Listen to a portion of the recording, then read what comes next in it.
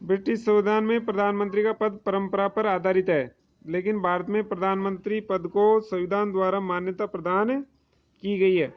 किंतु भारतीय संविधान में प्रधानमंत्री पद का संक्षेप में संविधान के अनुच्छेद 74, 75 और 78 में उल्लेख किया गया है। अनुच्छेद 74 में कहा गया है कि राष्ट्रपति को उसके कार्यों के संपादन में सहायता और परामर्श देने के लिए एक मंत्री परिषद होगी, जिसका प्रधान प्रधानमंत्री होगा। अनुच्छेद 75 में कहा गया है कि प्रधानमंत्री की नियुक्ति राष्ट्रपति द्वारा होगी और वह प्रधानमंत्री की सलाह से अन्य मंत्रियों की नियुक्ति करेगा।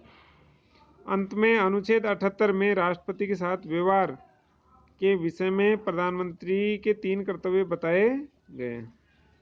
संविधान के ये संक्षिप्त प्रावधान न तो प्रधानमंत्री की नियुक्ति की पद्धति को स्पष्ट कर पाते और न ही उस महत्वपूर्ण स्थिति को स्पष्ट कर पाते जो देश की राजव्यवस्था में प्रधानमंत्री को प्राप्त है।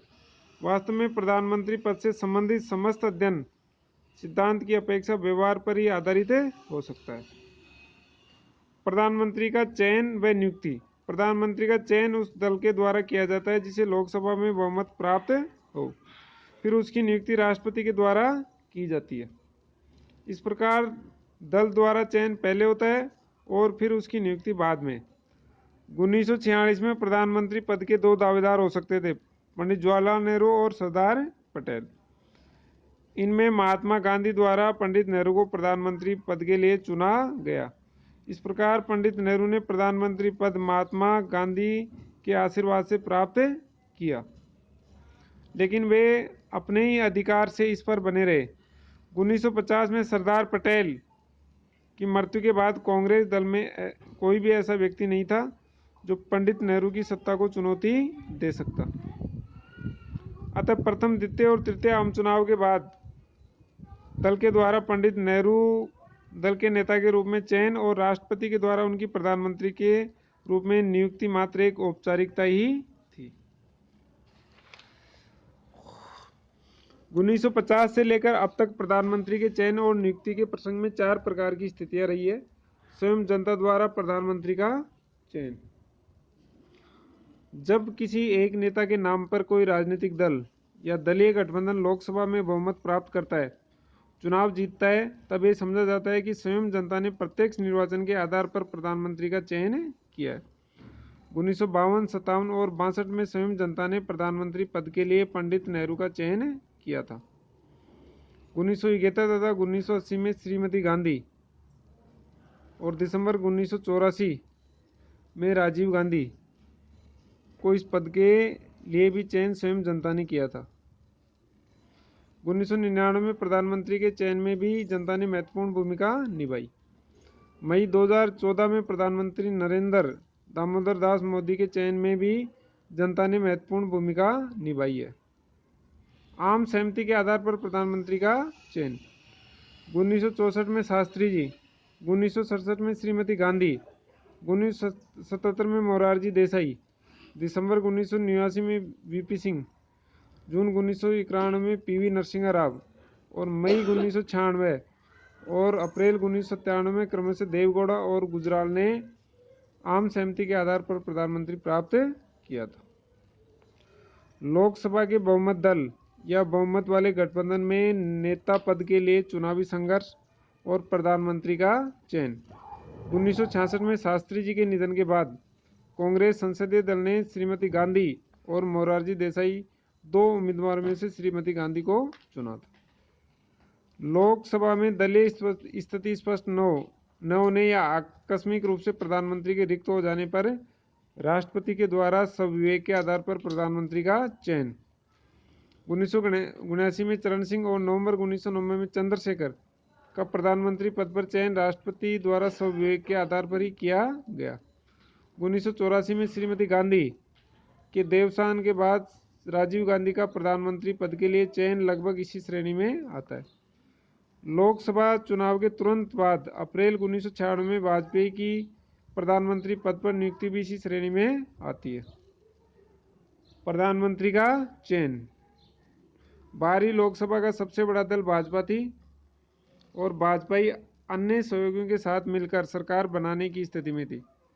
भाजपा ने चुनाव से पूर्व ही वाजपेयी को अपना संसदीय नेता घोषित कर दिया था और भाजपा को प्राप्त सफलता में वाजपेयी का निश्चित योगदान है। इस दृष्टि से वाजपेयी को प्रधानमंत्री पद के लिए जनता की पसंद कहा जा सकता है, लेकिन ये स्थिति आंशिक रूप से ही सत्य है, क्योंकि लोकसभा में भाजपा की स्थिति स्पष्ट बहुमत से बहुत दूर थी।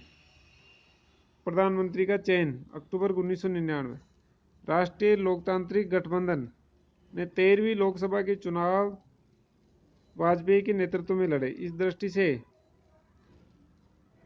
1999 में प्रधानमंत्री के चयन में जनता ने महत्वपूर्ण भूमिका निभाई। प्रधानमंत्री का चयन मई 2004। 14वीं लोकसभा चुनाव के बाद प्रधानमंत्री का चयन विभिन्न स्थितियों से होकर गुजरा। लोकसभा में एक दल के रूप में कांग्रेस और एक गठबंधन के रूप में कांग्रेस गठबंधन के सदस्यों की संख्या सबसे अधिक थी, तथा चुनाव परिणाम आने के लगभग तुरंत बाद ही वामपंथी गठबंधन ने स्पष्ट कर दिया कि वे सरकार के गठन में कांग्रेस दल को समर्थन देगा। इस प्रकार कांग्रेस गठबंधन को लोकसभा में बहुमत प्राप्त हो गया। कांग्रेस द्वारा सोनिया गांधी को सर्वसम्मति से अपना नेता चुने जाने के बाद समर्थक दलों ने सोनिया गांधी को अपना समर्थन पत्र सौंप दिए। इस प्रकार सोनिया गांधी को प्रधानमंत्री बनना निश्चित समझा गया। लेकिन 18 मई को सोनिया गांधी ने कांग्रेसी संसदीय दल की बैठक में घोषणा की कि मेरी अंतरात्मा कहती है कि मैं प्रधानमंत्री स्वीकार न करूं। कांग्रेस दल के भारी दबाव के बावजूद वह अपने निर्णय पर दृढ़ रही। 19 मई को कांग्रेसी संसदीय दल की बैठक में स्वयं उन्होंने नेता पद के लिए डॉक्टर मनमोहन सिंह का नाम प्रस्तावित कर उन्हें नेता चुनवाया। समर्थक और सहयोगी दलों से उनके लिए समर्थन प्राप्त किया और 22 मई 2004 ईस्वी को अपने 68 सहयोगियों सहित डॉक्टर मनमोहन सिंह भारत के प्रधानमंत्री की शपथ ली। प्रधानमंत्री का चयन मई 2009। 15वीं लोकसभा के चुनाव में कांग्रेस दल की अध्यक्ष सोनिया गांधी ने स्पष्ट रूप से घोषणा कर दी कि प्रधानमंत्री के लिए हमारे उम्मीदवार डॉक्टर मनमोहन सिंह होंगे। चुनाव में कांग्रेस दल ने अपनी स्थिति में भारी सुधार किया। कांग्रेस संसदीय दल ने सर्वसम्मति से डॉक्टर मनमोहन सिंह को अपना नेता चुना तथा 23 मई 2009 को डॉक्टर मनमोहन सिंह के नेतृत्व में यूपीए सरकार 2 का गठन हुआ। प्रधानमंत्री का चयन मई 2014। 16वीं लोकसभा के चुनाव में भारतीय जनता पार्टी ने सितंबर 2003 में ही नरेंद्र मोदी को प्रधानमंत्री पद का उम्मीदवार घोषित कर दिया था। मोदी के नेतृत्व में देश भर में व्यापक प्रचार अभियान चलाया गया। मतदाताओं ने भारतीय जनता पार्टी के नेतृत्व में राष्ट्रीय जनतांत्रिक गठबंधन के पक्ष में जनादेश दिया। स्वयं भारतीय जनता पार्टी को पहली बार 282 सीटों के साथ लोकसभा में पूर्ण बहुमत प्राप्त हुआ। भारतीय जनता पार्टी संसदीय दल और राष्ट्रीय जनतांत्रिक गठबंधन ने नरेंद्र मोदी को अपना नेता चुना और 26 मई 2014 को नरेंद्र मोदी के नेतृत्व में राष्ट्रीय जनतांत्रिक गठबंधन की सरकार का गठन हुआ।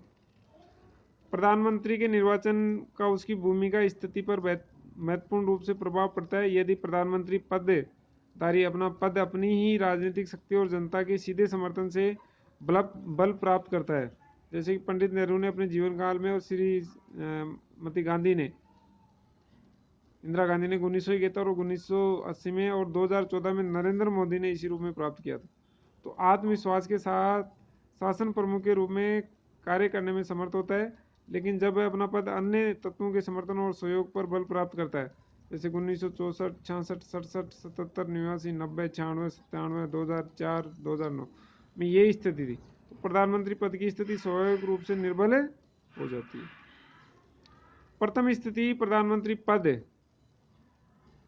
और भारतीय राज्य व्यवस्था के हित में 1989, 91 तथा पुनः 1996, 98, 2004 और 2009 की राजनीति स्थिति से स्पष्ट है कि विभिन्न राजनीतिक दलों के समर्थन से नियुक्त प्रधानमंत्री एक निर्बल प्रधानमंत्री होता है और राजनीतिक अस्थायित्व का कारण बनता है।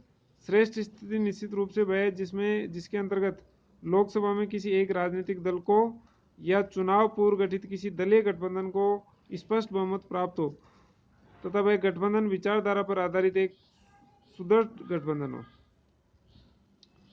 अब नेक्स्ट वीडियो में प्रधानमंत्री की शक्तियों और विविध रूपों में उसकी भूमिका का अध्ययन करेंगे।